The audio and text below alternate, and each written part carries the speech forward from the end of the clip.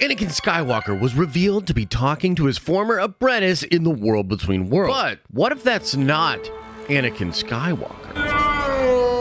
There's actually evidence to suggest that something far more sinister is happening in this scene. So in this video, I want to break it down, and using the powers of being a gigantic freaking nerd, we'll dive deeply on what Dave Filoni is actually setting up for episode 5 of Ahsoka. Also, we're nearing the end of the Kickstarter campaign for Unity. There are less than 2 weeks left to get your copy of my comic book, but I'll talk more about that at the end of the video. Okay, guys, so I'm pretty much convinced that Dave Filoni is with us. He clearly plays Darth Vader's theme at the end of episode 4 of Ahsoka.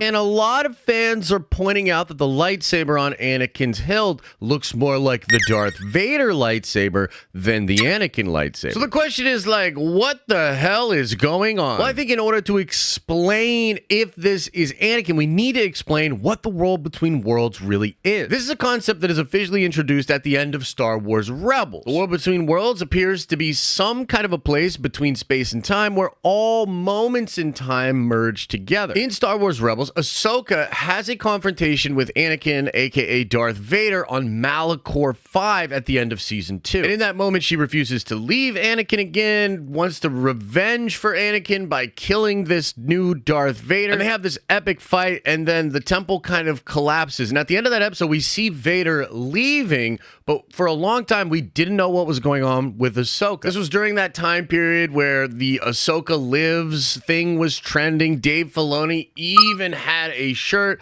at one time that said Ahsoka Lives with a question mark, and then quietly changed it to Ahsoka Lives with an exclamation point, sort of showcasing that she would be back in the show. And the explanation for this is all revealed in season 4 of Star Wars Rebels, because Ezra Bridger gets into the world between worlds. He grabs Ahsoka away from Vader right when a killing blow is coming down, but then he puts her back into that portal around that same timeline. And from there, Ahsoka went and sort of did her own thing, not trying to mess with anything as to not change the events that she had seen while she was in the world between worlds. Now, it's not strictly time travel. Dave Filoni has done a lot of interviews talking about the world between worlds, and he doesn't see it as a time travel device. He sees it more as a way to get cosmic knowledge. And when talking about Rebel Season 4 and the world between worlds, he said that Ezra was able to see the memories and the events that were close to him because of the way that the cosmic force was resonating back to Ezra in the world between worlds. He also says that Ahsoka has to go back into the world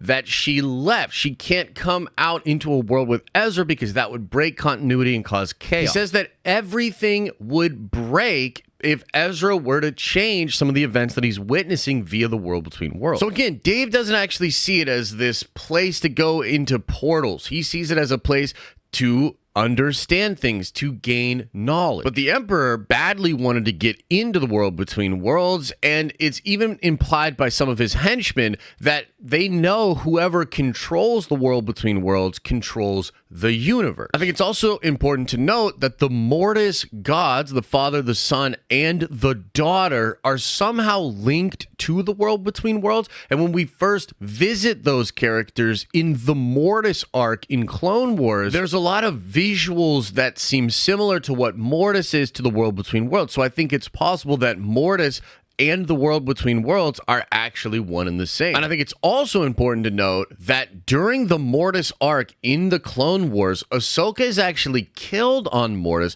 and brought back to life due to a sacrifice from the daughter. It's also interesting to point out that at the time, the Father, who again is this being that's seemingly controlling the balance of the Force, he knew about the Chosen One, and he knew about Anakin, and he wanted Anakin to take over for him, to replace him, and to become the new father, fulfilling his destiny to keep the Force in balance. We also know that Ezra Bridger has gone into the world between worlds twice before the end of season 4, where he goes in and sees all of these portals. When Ezra Bridger first receives his Kyber crystal in the temple on Lothal, the imagery is very similar. He's standing or sitting on a part of the world between worlds. Later on, he has a conversation with Yoda, and it also appears that this conversation is happening between these two characters via the world between worlds. I also think it's very similar to the end of Clone Wars when Yoda interacts with the Force priestesses and has the visions of what Sidious will do and all that kind of stuff. This essentially is looking at what the cosmic force actually looks like. So if you didn't know, the lore of Star Wars when it comes to the Force separates the Force into two categories. There's the living force and the cosmic force. They're different aspects of the Force. The cosmic force is the large-scale energy field that reaches across all time and space.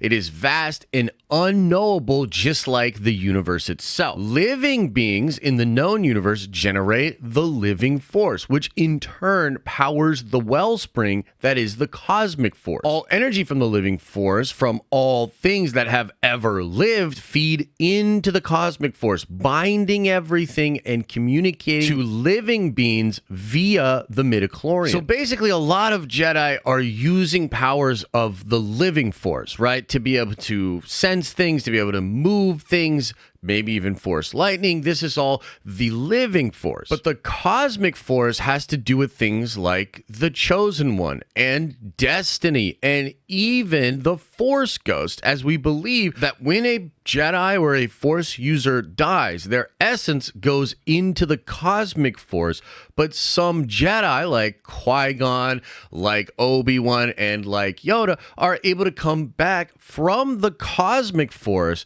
and keep their identity and be able to interact with people in the known universe through the living force. And so these were all things that Filoni's been establishing via Clone Wars, which, by the way, he did the Mortis arc with George Lucas. Like, this is a lot of George Lucas mythology. But then in Rebels, via the Ezra Bridger character and Ahsoka, and even Ahsoka the White, they are exploring the connection between the cosmic force and the living force. But I think there are even more clues as to what's happening with what Dave is building in the Ahsoka show. So we are seeing that there are these star maps, this ancient technology, these other galaxies. And as I've laid out in some other theory videos, this is all very much aligned with the old expanded universe lore. In the old expanded universe lore, there were these beings known as the Celestials who were like the architects of reality. They were like infinite beings. And one of the first species in the known universe, again, living force, one of the first beings that the Celestials interacted with were beings known as the Qua. The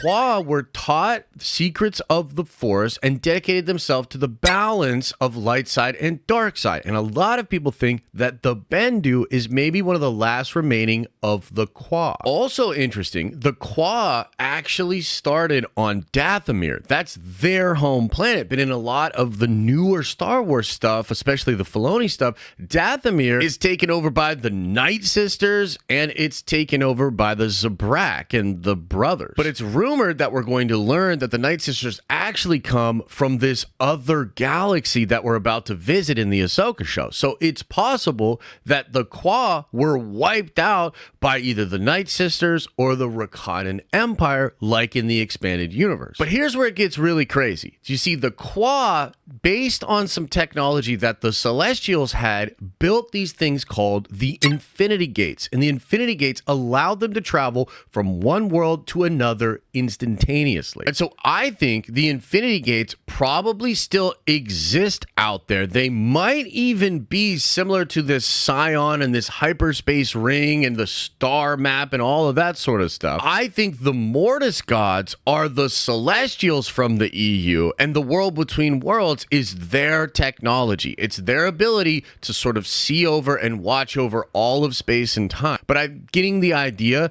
that the Infinity Gates are in Star Wars canon, and the world between world is the celestial technology that these Infinity Gates are based upon. But the reason this is important to understanding what's going on with Anakin goes all the way back to the Mortis arc and this world between worlds concept, this architects of reality thing. And you'll recall that the father in the Mortis arc uses both dark side and light side to try to teach Anakin lessons and to try to get Anakin to take his rightful place, replacing the father and sort of watching over all of reality. And this is because he's the chosen one. One. And I think we probably are going to get an explanation of what the virgin birth of the Chosen One actually is. And I expect that it'll be revealed that Anakin Skywalker was part celestial, that maybe the father is his actual father, or the Mortis gods created him or put him into a mortal womb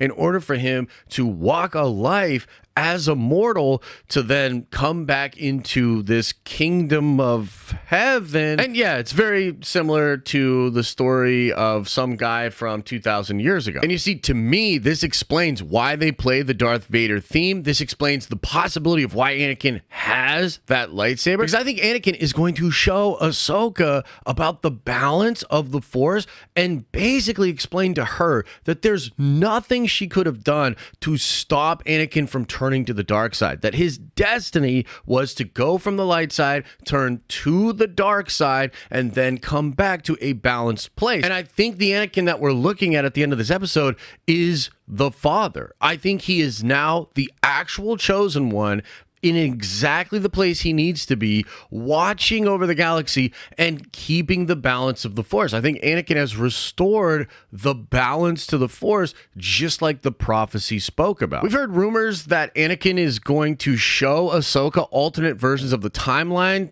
basically saying that even if she would have stayed with him, he would have turned to the dark side, and then she, instead of Obi-Wan, would have confronted him on Mustafar. That's like a big rumor. We're supposed to see that, but we're also supposed to see an other reality where Ahsoka kills Thrawn and yet is still brought to her destiny, which I think might be this point in time, and also have to do with what is out in the unknown galaxy, what Ahsoka's true purpose and destiny is as a defender of the light side. And this will accomplish a couple of things. It will first alleviate some of the guilt that Ahsoka feels. She'll now understand a little bit more of why Anakin had to fall to the dark side and that she could not have prevented it. But I think it's also going to show that Ahsoka has this very important purpose, that the cosmic Force is pushing her towards something, and that she's important for what's going to be happening next. And I'm going to do a whole video breaking down exactly what I think is going on with Anakin and why they're going to expand the lore and truly redeem him in episode 5. It's like a lot of theories and speculation, so look out for that video. But for the sake of this video, I will say that I do think that's Anakin, but it's not Anakin the Jedi Knight. This is Anakin now fully ascended, and I think he is the father, so to speak, and the true Chosen One that is bringing balance to the Force. And I think Ahsoka has a few more lessons to learn from her old master, and I wouldn't be surprised if Anakin used a little bit of dark side in order to impart some wisdom on his old Padawan. My new post-apocalyptic comic book is on Kickstarter, but we've got less than 2 weeks left in the campaign, so don't miss your chance to get this book early and to be a part of bringing this new IP to life. I've been working on this book for a long, long time. We are so close to our goal of funding, and we just added a bunch of new stuff like t-shirts and bundles if you want to get multiple copies of the book to give out as gifts. So go check out Unity on Kickstarter today. Of course, let me know what you think about this video in the comments section below here, and come on by the watch party next week for episode 5 of Ahsoka. It's going to be mind-blowing. As I always say, I hope you're having an awesome and a nerdy day, and I'll see you in the next video.